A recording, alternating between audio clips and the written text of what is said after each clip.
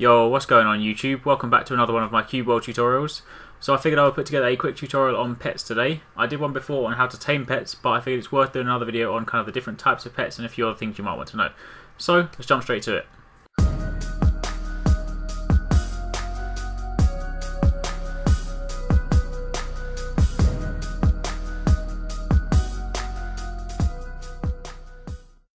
So just to quickly recap, if you saw my previous video, then you will know that pets are basically animals you'll find throughout the world that you can tame. If you basically feed them their favourite food, then they join you and then they will fight by your side.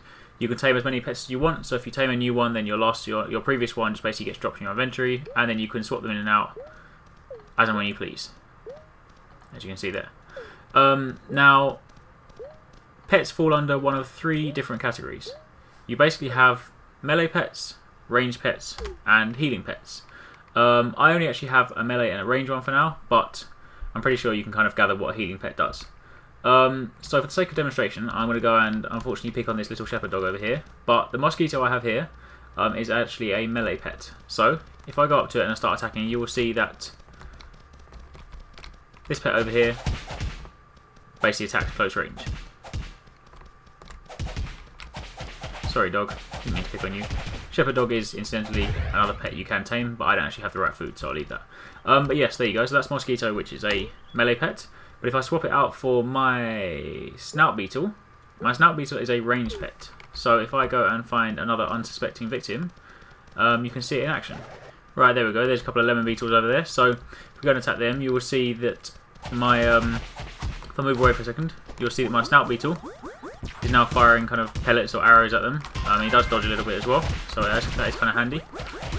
So you know, it's worth considering kind of different sort of pets you want, and different kind of setup you want, for example. So like you know, if I was a ranger or a mage, I typically go for a melee pet because they can kind of go up front, sort of almost tank for a bit, and then they can, you know, kind of like take a lot of the fire. Whereas if I was, you know, for example, as I am, I'm a rogue, or if I was a warrior, I'd probably take either a healing pet or a ranged pet because, you know, I'd rather they stand at the back, provide me additional kind of cover fire and don't get in the way, because obviously if there's any kind of like AoE attacks, then they're going to get hit at the same time as me.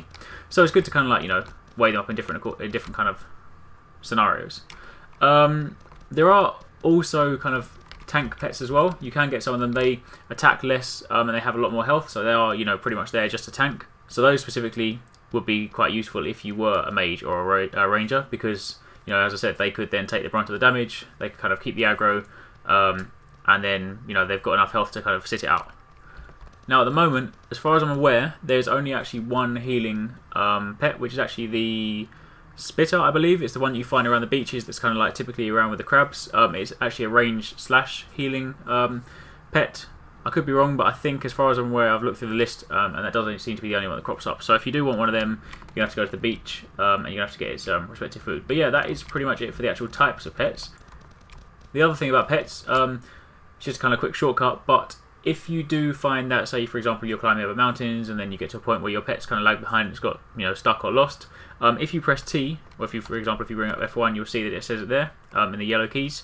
But yeah, if you press T, it will basically call your pet back to you. So as I say, if your pet's lost, then just press that and then he'll come back to you.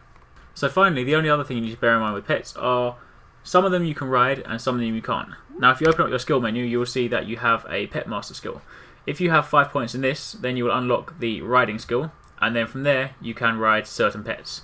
You know, the ones you kind of can ride are things like horses, wolves, cats, dogs. Things you can't ride are things like mosquitoes, birds, crabs, you know, those kind of things. So if I just jump over to a town quickly and respec just so you can kind of see, then I'll jump on the back of my horse.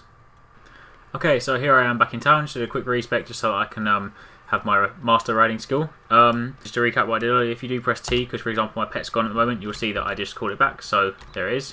But let me go into my inventory and swap it out for the horse. There it is. And then with that on, if I go up to my horse and I press R, I can now ride it. If you look at the horse on the side, it's got 5 kind of little, what look like sort of water drops or sweat drops, something like that. That is basically the horse's stamina. The horse does run out of stamina after a while, and when it depletes, then I can no longer ride it for a bit, so you do need to kind of let it rest up before I can use it again. So, you know, I don't think you can use it indefinitely, but it does mean that you kind of move slightly faster. So when you look at the sheer scale of the map and you realise quite how far you've got to sort of go to get to these new places, then you know you'll be quite glad to have a horse to ride on. But that is pretty much it for kind of like pet overview. Hopefully you found it helpful. Obviously, as I said, if you kind of want to know how to tame pets, then check out my other video. And as always, if you've got any other questions, then drop a comment down below and I will do my best to answer it. But otherwise, don't forget to like and share the video. It does really help me out. Obviously, don't forget to subscribe. Also, don't forget to check out the Facebook page, the Twitter page, and the Arekkz Gaming website for all your gaming news throughout the week. But otherwise, take it easy. Catch you next time. Peace out.